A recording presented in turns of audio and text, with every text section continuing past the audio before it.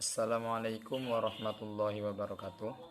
Di video kali ini saya akan memaparkan review saya mengenai sebuah artikel yang membahas tentang konsep pembiayaan dalam perbankan syariah.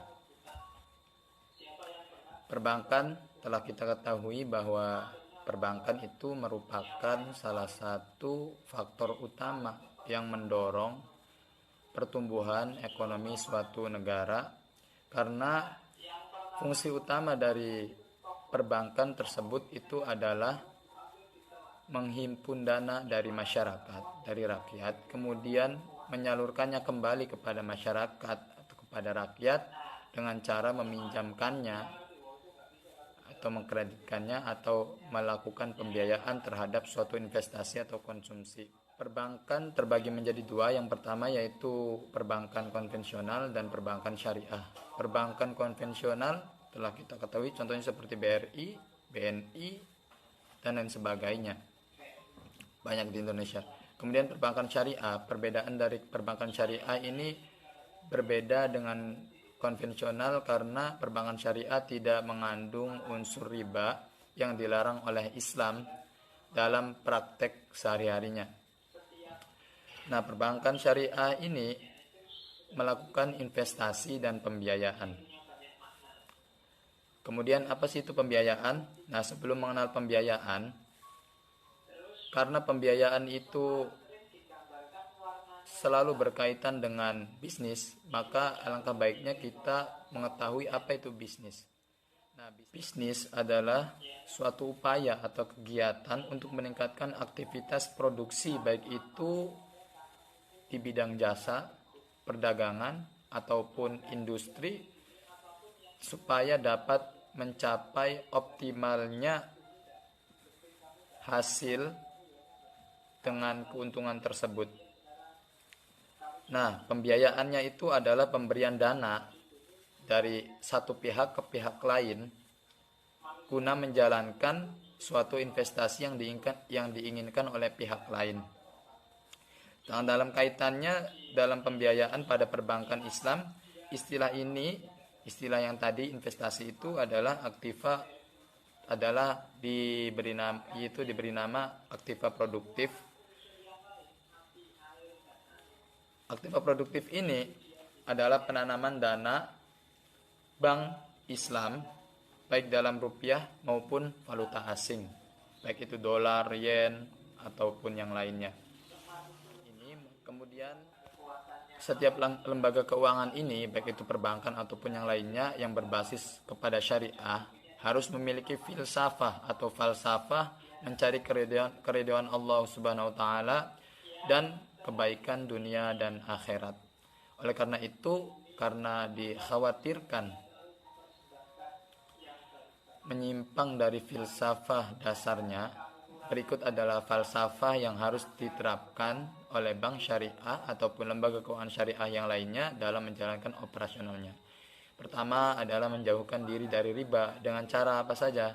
Menghindari penggunaan sistem yang menetapkan di muka secara pasti keberhasilan suatu usaha. Kemudian menghindari penggunaan sistem persentase untuk pembebanan biaya terhadap utang atau pemberian imbalan terhadap simpanan yang mengandung unsur melipat gandakan secara otomatis uang atau simpanan tersebut hanya karena berjalannya waktu. Kemudian menghindari penggunaan sistem perdagangan atau penyewaan barang ribawi dengan imbalan barang ribawi dengan memperoleh kelebihan baik itu secara kuantitas ataupun kualitas. Kemudian menghindari penggunaan sistem yang menetapkan di muka tambahan atas utang. Jadi semuanya ini berkaitan dengan penambahan secara kualitas atau kuantitas baik itu barang ataupun uang ya. Kemudian yang kedua adalah menerapkan sistem bagi hasil dalam perdagangannya. Nah, dalam pelaksanaan pembiayaan ini, bank syariah harus memenuhi dua aspek.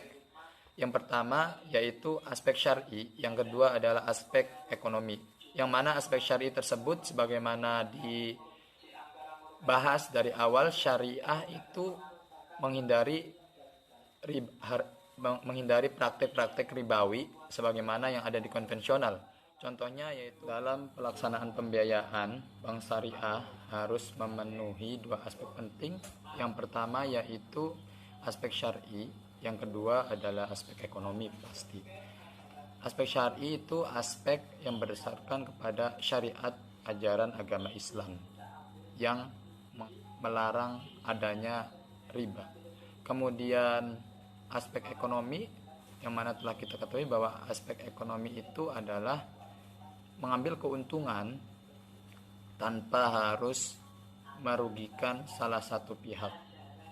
Kemudian prinsip-prinsip pembiayaan dalam ekonomi syariah, dalam perbankan syariah itu antara lain adalah prinsip bagi hasil, kemudian prinsip jual beli, dan yang ketiga itu adalah prinsip sewa menyewa, di mana bagi hasil ini adalah seperti 50-50 ya. Kita memberikan modal, kemudian yang menjalankannya akan kita berikan setengah dari hasilnya bagi hasil. Kemudian prinsip jual beli itu sebagaimana prinsip jual beli, jadi bank membeli terlebih dahulu produk dari nasabah, kemudian mengembalikan atau menjual kembali kepada nasabah dengan harga yang mencakup dengan keuntungan yang telah ditentukan oleh bank. Kemudian prinsip sewa menyewa ini terdapat dua jenis akad. Yang pertama itu adalah akad ijroh, yang kedua adalah akad ijroh muntabiha bitamlik. Akad ijroh ini adalah pemindahan hak guna atas barang atau jasa melalui pembayaran upah sewa tanpa diikuti dengan kepindahan kepemilikan. Nah, sedangkan ijroh muntabiha bitamlik itu perpaduan antara kontrak jual beli dan sewa, yang lebih tepatnya akad sewa yang akhirnya akan berpindah kepemilikan. Kemudian jenis-jenis pembiayaan dalam lembaga syariah dapat dibagi menjadi beberapa kelompok atau dikelompokkan menurut beberapa aspek. Yang pertama yaitu aspek menurut tujuan. Pembiayaan menurut tujuan itu dalam bank syariah terbagi menjadi dua, yaitu pembiayaan modal kerja. Yang maksud dari itu adalah pembiayaan yang dimaksud untuk mendapatkan modal dalam rangka mengembangkan usaha. Kemudian pembiayaan investasi yang kedua, yaitu pembiayaan yang dimaksud untuk melakukan investasi atau pengadaan barang secara konsumtif. Kemudian pembiayaan berdasarkan aspek jangka waktunya. Yang pertama itu jangka waktu pendek, menengah, dan panjang. Jangka waktu pendek itu sekitar 1 bulan sampai kurang dari 1 tahun. Kemudian yang menengah itu sekitar 1 tahun lebih sampai 5 tahun. Kemudian yang panjang itu 5 tahun ke atas. Selain itu, pembiayaan dalam bank syariah juga diwujudkan dalam bentuk aktiva produktif dan aktiva tidak produktif. Yang dimaksud dengan produktif yaitu yang menghasilkan produk yang aktif, kemudian yang terdapat pada pembiayaan dengan prinsip bagi hasil, yang mana kita sebutkan tadi pembiayaan mudharabah, musyarakah, kemudian muzara'ah. Kemudian dalam pembiayaan yang bersifat aktiva produktif ini, yang kedua adalah pembiayaan dengan prinsip jual beli, kemudian pembiayaan dengan prinsip sewa. Dan yang kedua itu pembiayaan yang bersifat aktiva tidak aktif. Jenis ini berkaitan dengan aktivitas pembiayaan yang berbentuk pinjaman. Contohnya seperti pinjaman qard atau talangan, yaitu penyediaan dana atau tagihan antara bank Islam dengan pihak peminjam yang mewajibkan pihak peminjam tersebut untuk membayarkannya kepada pihak bank, baik itu secara nyicil ataupun cash dalam jangka waktu tertentu tanpa adanya penambahan nominal uang yang dipinjam atau tanpa adanya unsur riba. Kemudian aplikasi qard ini biasanya terdapat dalam 4 hal. Yang pertama sebagai pinjaman talangan haji, kemudian pinjaman tunai dan produk kartu kredit syariah, kemudian sebagai pinjaman kepada pengusaha kecil, dan yang terakhir adalah sebagai pinjaman kepada pengurus bank. Kemudian selanjutnya itu adalah analisis kelayakan pembiayaan, yang mana di sini berisi tentang layak atau tidaknya seorang nasabah itu mendapatkan pembiayaan dari bank. Secara umum analisisnya terdapat beberapa tahapan analisis tersebut. Yang pertama yaitu pendekatan, yang kedua penerapan prinsip analisis pembiayaan, kemudian yang ketiga itu penerapan prosedur analisis pembiayaan, kemudian yang keempat atau yang terakhir adalah penentuan kebijakan pembiayaan bank syariah. Yang pertama yaitu pendekatan analisis.